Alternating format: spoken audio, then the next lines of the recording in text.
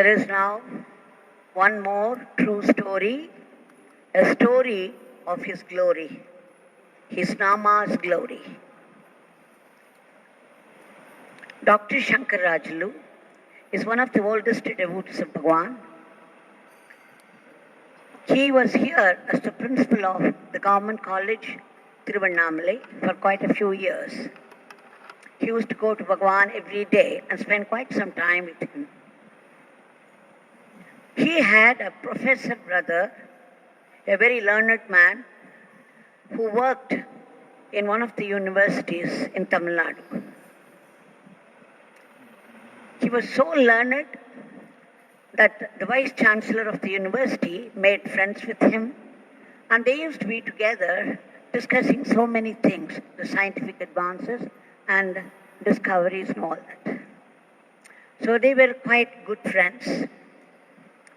But one day, the vice chancellor sent a voucher through one of the attendants to this professor. Now, one word about this professor. He's a non-believer in God. He's an atheist. He belongs to that group which says that all those who worship God are fools. They are simply wasting time and they are cheating others. So this atheist professor, when he saw the voucher, he was shocked because it's a voucher which demanded his signature for the purchase of some books to the tune of several lakhs. And what is more, these books belong to some other departments. So naturally, he told the attendant, I would have one word with the Vice Chancellor before I would sign it. The Vice Chancellor was very annoyed that this professor, whose friend, a great friend of his, did not cater to his demand. So he began to harass him in many ways. It became intolerable for the professor. He was suffering. And then he decided to inform the syndicate of the university so that they would go into investigation. So when he wrote a letter to the syndicate, what happened was the Vice Chancellor denied outright the purchase of books at all. So the whole thing turned worse for the professor. The syndicate said, you are unnecessarily implicating the Vice Chancellor on false charges. And therefore, we have to go into investigation about your career and we are likely to terminate your services. So they gave a warning to him. This professor was very upset. It was exactly at that time Dr. Shankarajulu chose to visit his brother.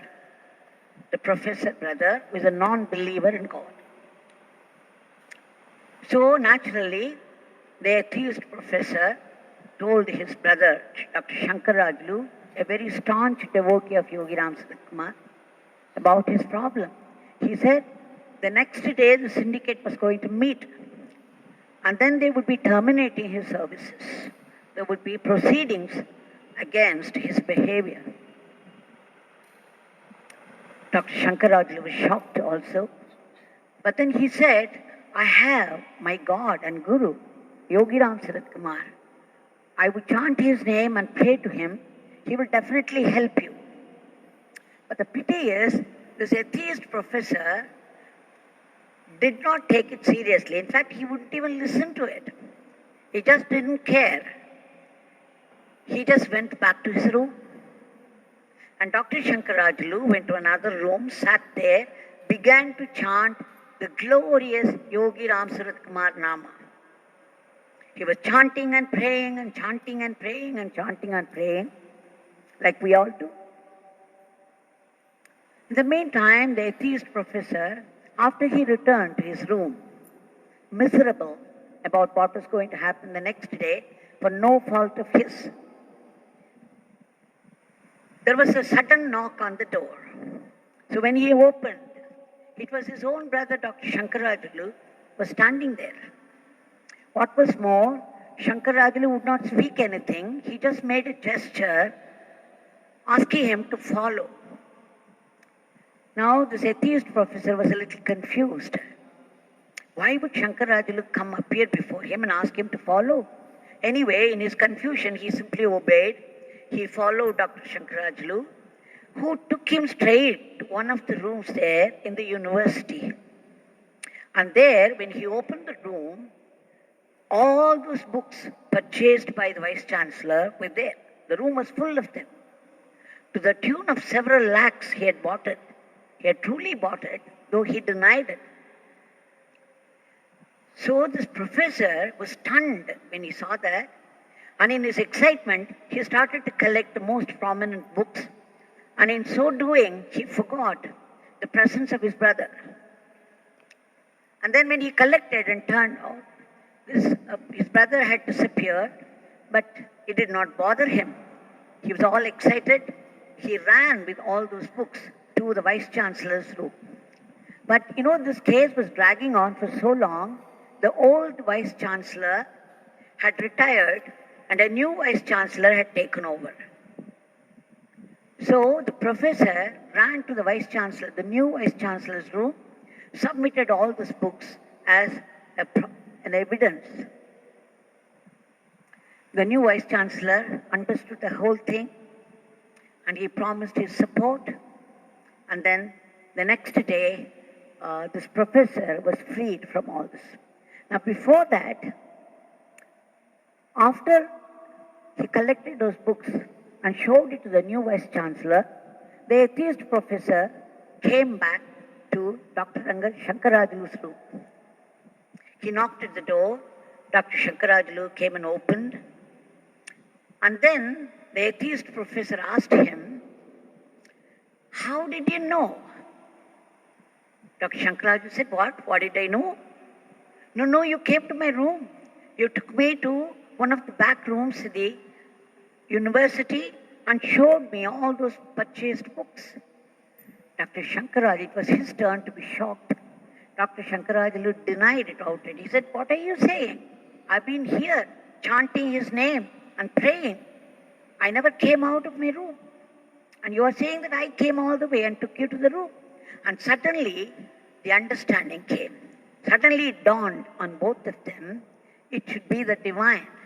And Dr. Shankarajulu knew instantly it was Bhagavan Yogi Ram Surat Kumar, who came in his form, went and knocked at the door of his brother, because his brother would not have opened the door for anyone else. And his brother did not inquire how Dr. Shankarajulu knew the room, because Dr. Shankarajulu was new to the whole place. Now the atheist professor started to cry. He melted. He was completely overwhelmed. Without any love for Yogi Ram Surat Kumar, just because his brother was chanting his name, the glorious name, and praying, Yogi Ram Surat Kumar condescended to bless him. So, needless to say, that this atheist professor who used to mock at people who worshipped gods now turned into a staunch devotee of God, a devotee of Yogi Ram Surat Kumar. Such is the glory of the name. So when you call out the name Yogi Ram Surat Kumar, Yogi Ram Surat Kumar rushes to help you. So dear devotees of Bhagavan, what can be more assuring than this? There are ever so many incidents where he has proved it again and again.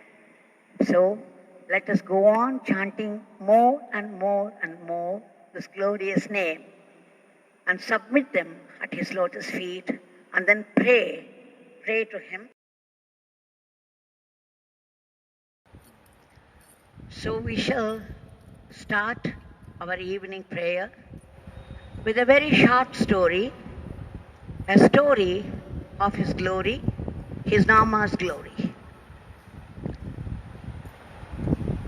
There is Kavita, Sarathi, Vedika, a family from Bombay who used to come here, and Mrs. Kavita became the architect of the ashram. It is she who laid the flooring of Pradhan Mandir. Her daughter, Vedika, a few years back, when those people had come to the ashram, Vedika was only 8 years. When she was playing around, I called her and asked her if she would be chanting Yogi Ram Surath Kumar's Nama. She said no.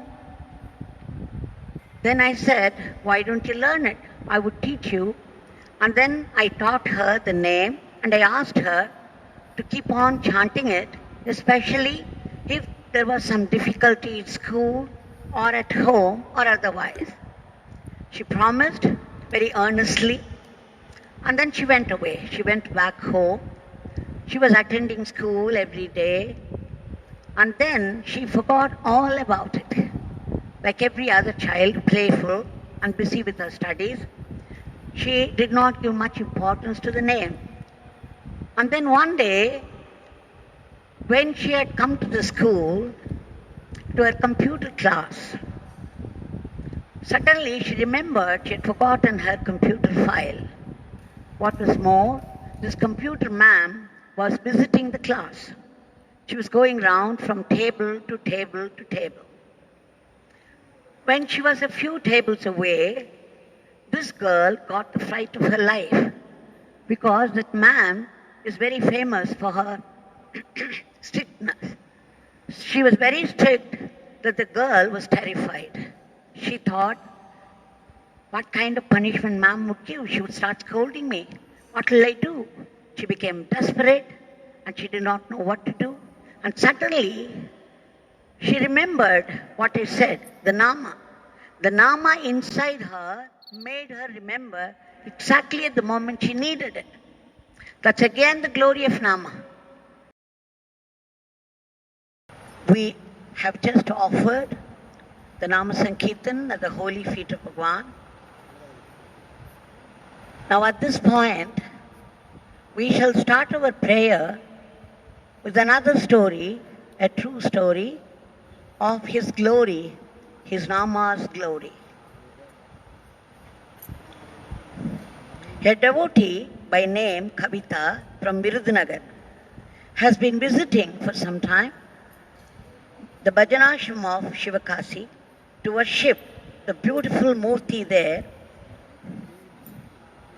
Once in 2015, on her visit, she offered a brand new hand fan for the Murti of Bhajanashram. Shri Kumaravel, who is running the temple, happily took it for Bhagwan and gave an old fan used for Bhagwan's Murti as prasad to her. Kavita was very happy. Back in Virudhunagar, one day she was sitting outside her house. She saw a crow sitting on top of an electric post just outside the house. Suddenly, the crow screamed alarmingly and fell down on the road with a thud, with a loud thud. She understood it must have had an electric shock. She ran out and saw a lot of blood near the head of the crow. It was slowly dying. She remembered hearing somewhere, if Nama is being chanted in the ears of any dying soul, it would help them in their further journey after death. They would reach a higher state. So now, remembering it, with a heart filled with pity and compassion, she sat by the side of the crow right on the road and began to chant Yogi Ram Surath Kumar Nama loudly. Not only that, she called her son and daughter also to join in the name. In the meantime, people began to stop by and asked her, hey, what is all this? What is happening? Have you gone mad? They would laugh and leave. But our Kavita did not care in the least. In the meantime, ants began to gather around the crow because of the blood. Sensing the blood, two dogs tried to come near and hovering around.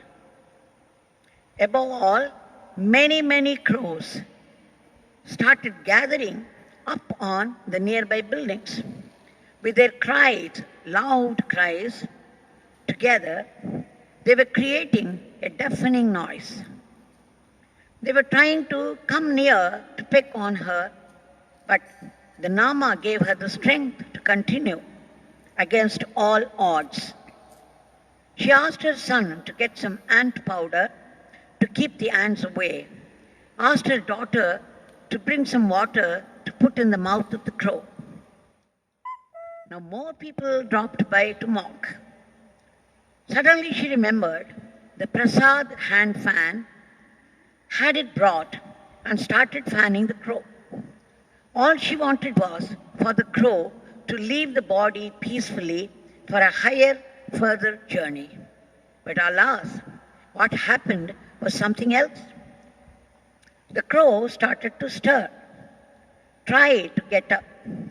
To her utter delight and surprise, it staggered its way up, flew to the nearest wall, and sat. Now the other crows began to shout more, as though to cheer up their friend's attempt. With great vigor and wonder, Kavita and the son and daughter began to chant more loudly now. Within minutes, the blessed crow simply flew away energetically, like a normal one, and joined the other crows. The trio was beside themselves with joy. By then, a small crowd had collected on the road to watch the show of great wonder.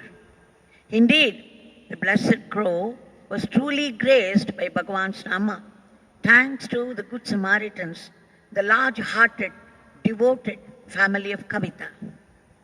Our humble pranams of admiration to Srimati Kavita and family. We have all chanted such glorious name and offered it at Bhagavan's lotus feet.